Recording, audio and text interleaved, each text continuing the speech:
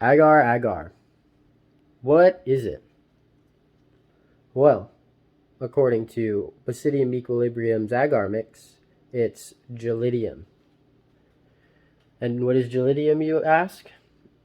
That's a genus of algae. It's about 134 different subspecies of a red algae.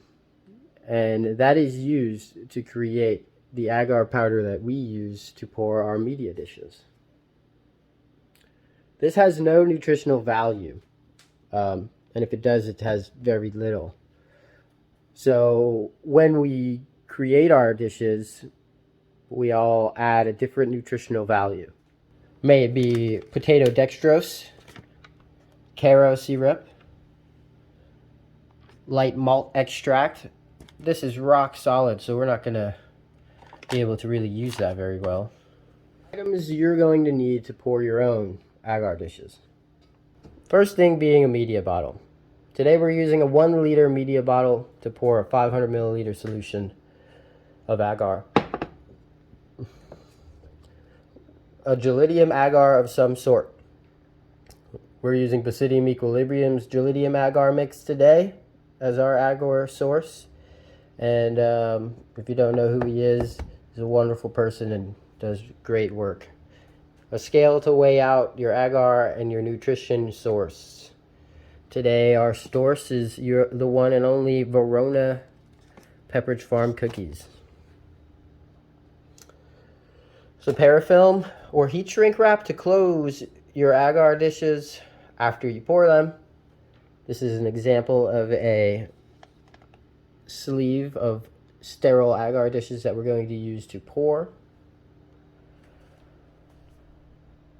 A magnetic stir plate and a stir bar. While it's not necessary, it makes life so much easier. A pot to heat up the water in, a pressure cooker, and a flow hood. If you don't have a flow hood, you could use your still air box. Last but not least, cake dye.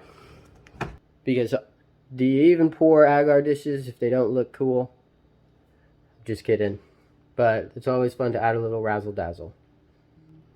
According to Basidium Equilibrium's gelidium agar mix, his recommended recipe is 10 grams of agar, 15 grams of malt, 500 milliliters of water. We've got a scale ready to go and a 1 liter media bottle that we're going to be using to pressure cook a 500 milliliter recipe. But instead of using 15 grams of malt, we're going to use 15 grams of cookie. Because it's always fun to experiment. Then after we pour them, we're going to do some genetic work and see how it grows on some cookie plates. So we got 500 milliliters of water, put it in a pot. We're going to get that about boiling. Then once that happens, we're going to turn it off and pour it into our media bottle. We've already taken the magnetic stir bar, put it in the bottle, and stuck it on top of the plate. So now after we pour the hot water, our agar, and our cookie into the media bottle, it'll dissolve a lot easier rather than doing it with cold water. So, trick tip.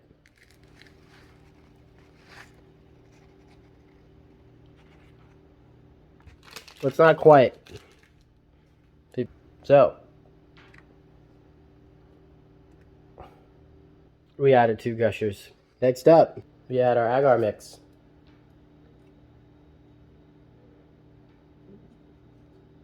And that's 10 grams.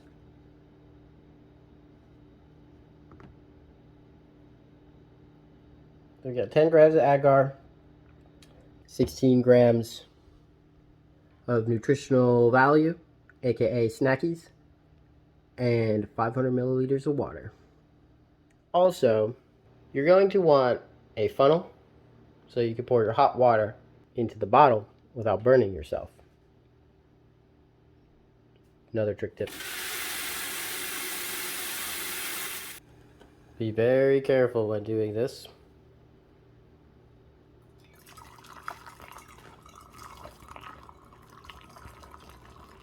Do not be like me and spill it everywhere.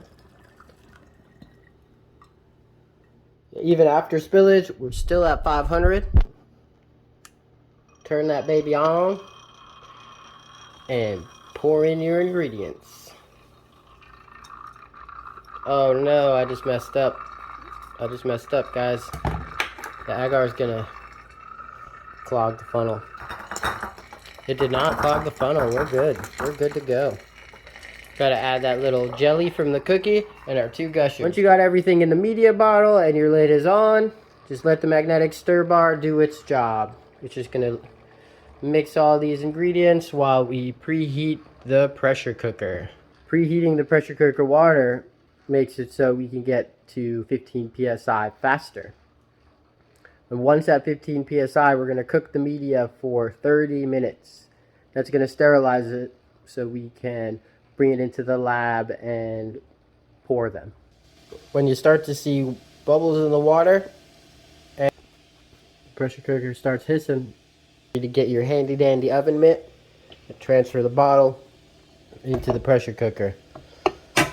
Now I'm doing this way because I don't have a 23 quart pressure cooker. This is a 16 quart Miro, but it works fine. Throw that lid on and wait for it to start rocking. Lock it and load it. Now we wait for it to build pressure until this starts to rock and hiss. Once your pressure cooker starts doing this, it's about to start rocking.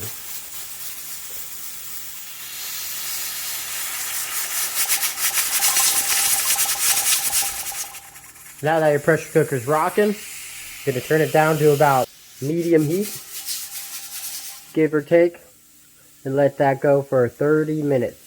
That's going to sterilize the media in the bottle. While we wait for our pressure cooker to stop hissing at us, rude, snack on pickled asparagus. If you've been rocking for 30 minutes, you're going to cut off the heat.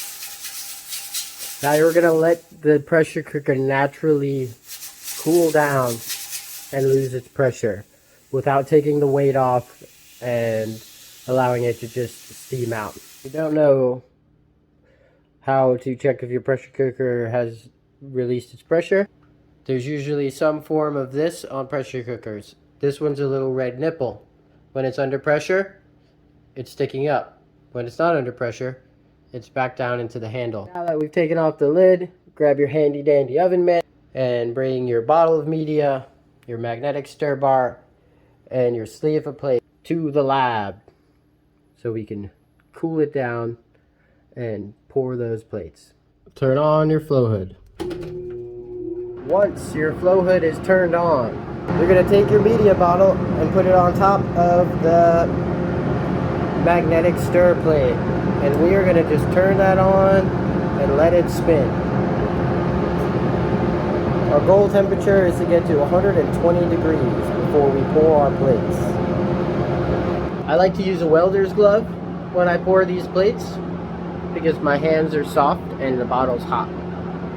The temperature of your agar reaches around 130 degrees. You're going to turn off your air conditioner and set your table up with everything you need to pour your agar plates. Now that our media is 120 degrees, we can start pouring plates.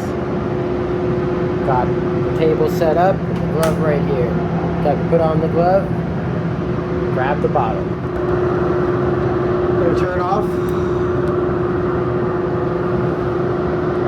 Magnetic stir bar, grab our media. Undo the lid.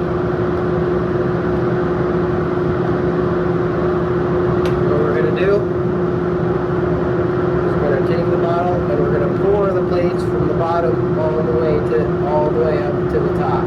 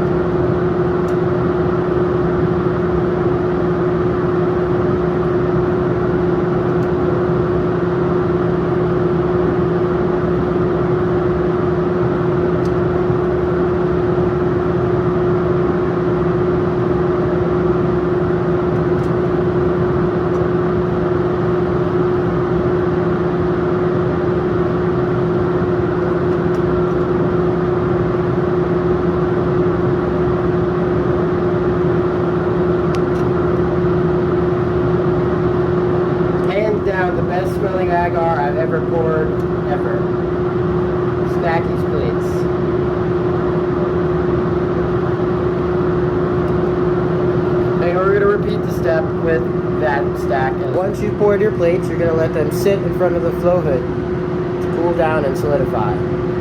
We missed one. After they're solidified, you can then wrap them with parafilm or shrink wrap, which we'll do in the next video. After about 20 to 30 minutes, your agar dishes should be solidified. As you can see right here, this is a perfectly solidified agar dish. The nutritional base that we used was Pepperidge Farms cookies and a couple of Gushers. If you see condensation on top of your plates, you can take a quart jar with hot water in it, or maybe a hot media bottle, and just place it right on top of the stack. The heat from the bottle will help the condensation dissipate and eventually disappear. Now that your plates are all solidified and ready to go, it's time to wrap them up. To wrap the plates with shrink wrap, you're going to need some shrink wrap, a heat gun, your agar dishes you just poured, and a quart jar. Bonus points if it's full of reishi. Once the sleeve is placed over the agar dishes, we just take our heat gun and blast the shrink wrap with heat. What that's going to do is cause this heat wrap to shrink around the agar dishes, and it makes for a much easier way to wrap your dishes rather than doing them one by one with parafilm. If you're wrapping your plates with parafilm, we're going to do this extra plate. This is how you should do it. Take this piece of parafilm, rip it at the corner right here. It makes it so it's easier to take off the paper.